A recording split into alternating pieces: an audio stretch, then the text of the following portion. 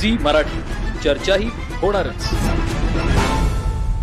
मौजे मांगनूर तर्फ सावतवाडी तालुका गडिंग्लज येथे जिल्हा परिषद सदस्य संग्रामसिंह कुपेकर यांच्या जिल्हा परिषद विकास निधीतून गावांतर्गत रस्ता काँक्रिटीकरणसाठी 10 लाख रुपये व लिंगनूर येथील श्री हनुमान मंदिर जीर्णोद्धार निमित्त रस्ता खडीकरण व डांबरीकरणासाठी 10 लाख रुपये विकास कामांचा लोकार्पण सोहळा मोठ्या उत्साहात पार पडला।